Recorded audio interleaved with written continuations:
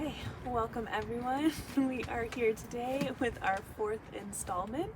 And Maggie, come up. Come on. You can say hi. Okay, there's Maggie. Okay. Uh, so today we are going to talk about our fourth lesson is going to be on being aware again, being attentive, paying attention with anchors. This time we're going to use the anchor being mindful of our breath.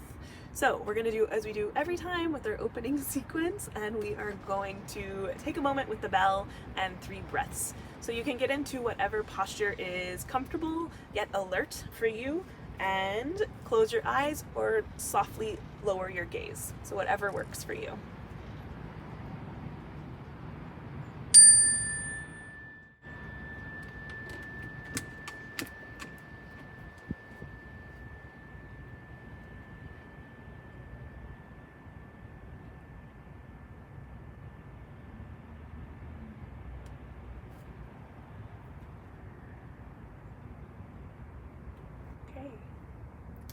So again, we're going to check in.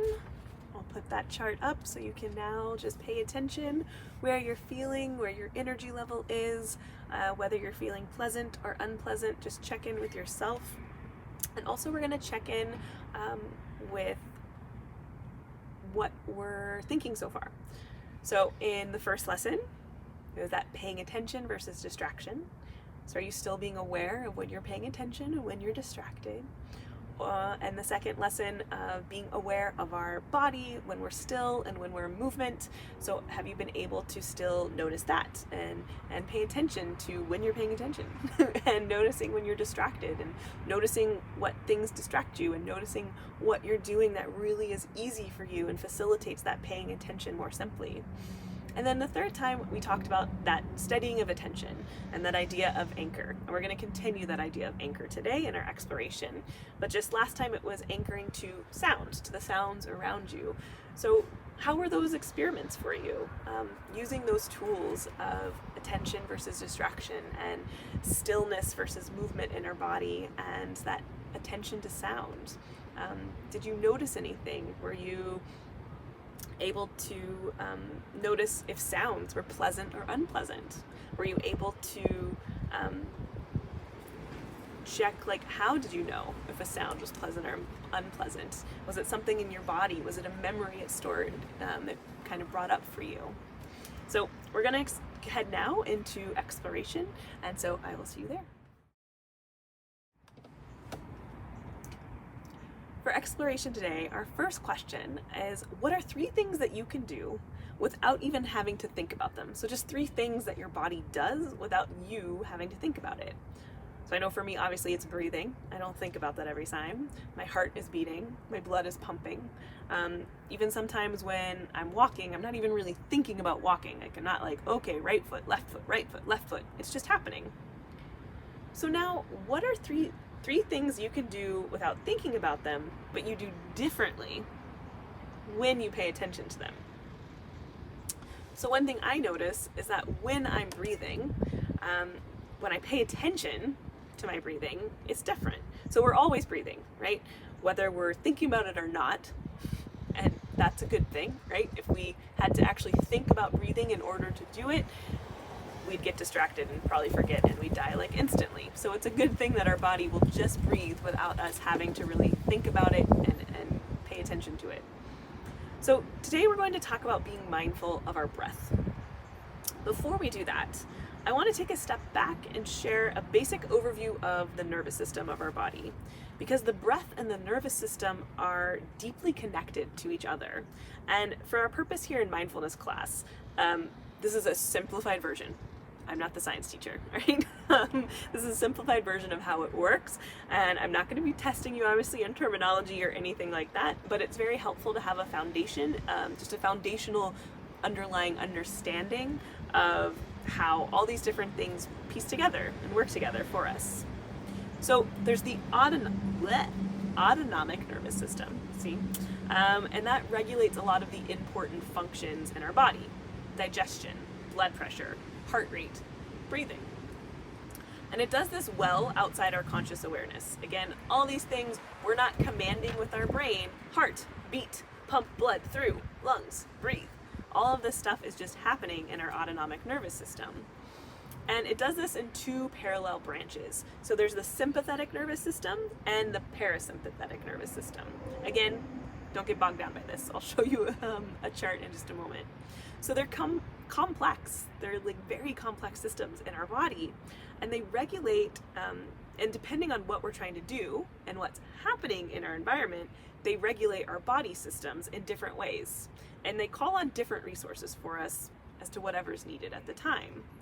So we're going to think of kind of our body as a car, and the sympathetic nervous system is the gas pedal. So it's what allows our body to activate, to go, whether it's getting up in the morning or it's getting out of the way of a car that's headed towards us. And when the system perceives a threat, we hit this gas pedal. We marshal all of our resources to run away or combat that threat, right? It's that famous fight or flight response to perceived danger. So again, sympathetic nervous system is like a gas pedal. It helps us go, go, go, or that fight or flight. And the parasympathetic nervous system is like the brake pedal. It's what allows the body to recover and to relax, and allows the body to be in this rest and digest kind of state. So it's the opposite of fight or flight. So there's fight or flight in the sympathetic nervous system, the gas pedal, and then there's the parasympathetic, the brake pedal, and that rest and digest. And I'm going to show you this diagram about the nervous system. So again, the sympathetic nervous system is that gas pedal, that fight or flight. It raises our heart rate, it inhibits our digestion, it stimulates glucose and stress hormones, and it really helps us go, go, go when that's needed. And then there's the parasympathetic, or the brake pedal, and it's that rest and digest. Our heart rate lowers, it promotes digestion, it inhibits the stress hormones. So these two states, fight or flight and rest and digest, neither are good, neither are bad. We need both of them to function. And just as a car needs gas and the brake pedals to get anywhere. In fact, most of the time, they're both working together and constantly reevaluating to regulate our bodies and keep us in balance. So where the system is able to seamlessly transition between gas pedal and brake pedal, like a smooth ride. If you've ever been in a car with new drivers or not as skilled drivers, right? Sometimes it can be very jerky. Or you've been in a car ride where it's very smooth. And it's the same, gas pedal and brake pedal always working. So that's when we're at our most resilient, when we're at that smooth, easeless transition, where you can barely even tell that the brake and the gas is getting put on. So our whole day is this constant cycle of activate and recover, over and over. So you might be wondering what this all has to do with our breath, and we'll talk a little bit more, but we're going to practice. But we're going to use our breath as an anchor. So, what do you remember last time? What is an anchor? Picture of an anchor, right? So, an anchor is that thing that holds a ship, where it's to be in place, to be steady. And when there's lots of waves and even a storm, the boat feels the waves, but it stays in place because of that anchor. And when the two parts of our autonomic nervous system are in balance, we're feeling alert but relaxed. This is when we can do our best thinking because the system isn't concerned with any immediate threat. So the gas pedal puts us in what psychologists Danny Penman and Mark Williams call doing mode. And the brake pedal puts us towards the being mode. So now we're going to lead into our guided practice for today. So we're going to practice with that anchor of breath. Last time I was using anchor of sound. And so first, get into your mindful body, whatever that means for you. So remember, it could mean sitting tall in a relaxed and alert manner, or maybe it's closing your eyes, looking at a fixed point in front of you on the desk or the floor. But whatever the mindful posture, whatever is comfortable and safe for you, I invite you to get into that posture. And take a moment and notice where your body is connecting to the chair. Notice the sensation of your feet touching the ground. And take a second to notice how you're feeling. Are there any sensations in your body right now? Now see if you can notice the breath in your belly. It might be helpful to place your hand there for a couple of breaths and just notice how your hand moves as the breath comes in and out. No need to control your breathing in any specific way. Just bring curious and kind attention to your breath. Now I invite you to maybe notice if you feel your breath in your chest. So again, you can use your hand to rest it on the upper part of your chest and notice for a few breaths if you notice your breath there.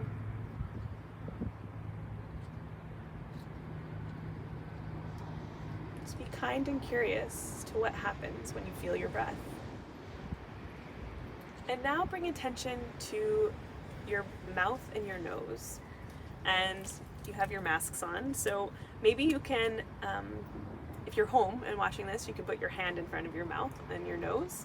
But with your mask, maybe just be aware of when you breathe in and out. Do you feel the air on your nostrils, on your upper lip? What does that feel like?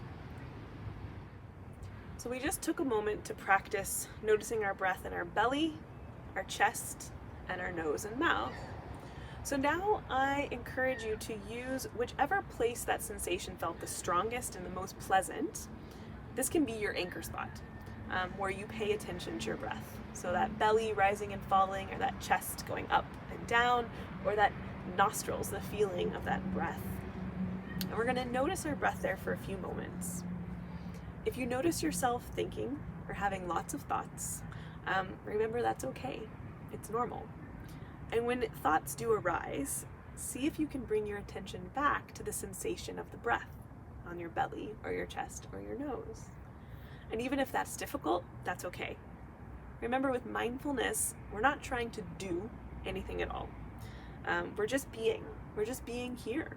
And the breath is happening without our having to try hard to get anything right. So I'm going to drop the sound of my voice for a little while, and I invite you to just pay attention to your anchor for a bit. That anchor of breath in your belly, your chest, or your nose.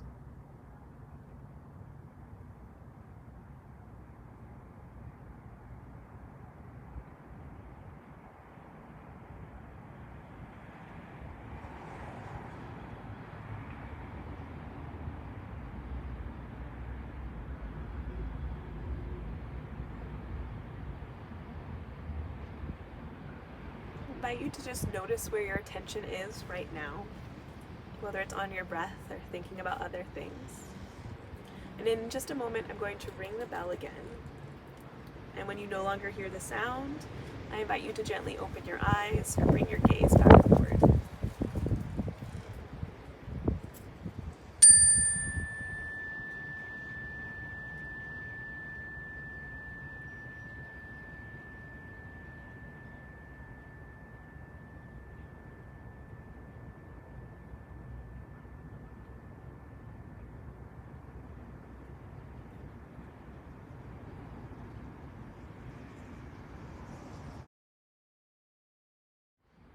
Okay, so now we're at our debrief. So what did you notice when you paid attention to your breath? Those that are in class, raise your hand if you were able to feel your breath during this practice. Raise your hand if you used your abdomen or your belly as your anchor spot. Raise your hand if you noticed it more in your chest. And raise your hand if anyone it was noticing it in your nostrils and your mouth.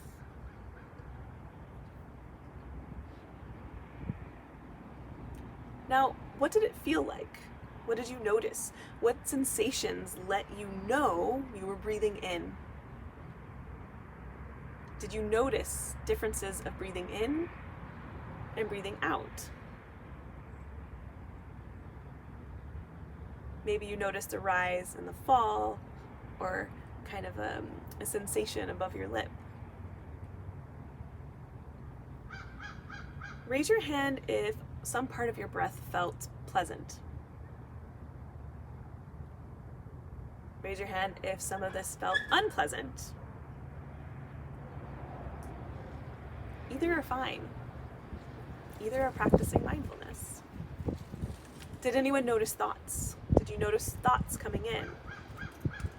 What did you do when you noticed them? Were you able to come back to your anchor? Or was it challenging to come back to that anchor? When do you think practicing mindfulness of your breath could support you in life? Here at school or at home? We mentioned that the breath keeps going, whether we pay attention to it or not. And when we do pay attention to the breath, it can have an impact on the whole system. Some of you notice a change in how your body felt as you began to notice your breath. Some of you notice things sped up. Some of you notice that things slowed down. As we learn more about mindfulness, we'll talk more about the relationship between the breath and our nervous system, as well as some of the ways that mindfulness can help the system regulate itself. So in this week ahead, not only can you still pay attention to when you're paying attention or distracted, notice when your body feels alert and engaged, what posture is connected to that versus what posture is connected to bored or lethargic. Notice what's pleasant or unpleasant, tension or not in your body. Be aware of the sounds. But also, in the week ahead, your new tool for this week is to be curious, to be kind and curious about your breath. Remember to notice your breath and see if you can find an anchor spot. You can play around with each of them and see which one is pleasant or at least neutral enough for you to pay attention to when you need it. So this is your mindfulness tool. This week is just notice your breath at least once a day. So try to, if you feel like it was more supportive to notice sounds, that's okay. You can do that instead. But what's more important is you're practicing mindfulness in some way when you can and when you remember. That's how we cultivate that capacity to remember. So again, if you need to set a Post-it note on your mirror at home or an alert on your phone to just pause and breathe, or pause and listen, or just pause and feel, to just do that, whatever works for you. So again, for closing, I'm going to ring the bell for one final time, and I encourage you to get into whatever posture is comfortable and alert for yourself, closing your eyes or softly focusing your gaze downward for 3 breaths together.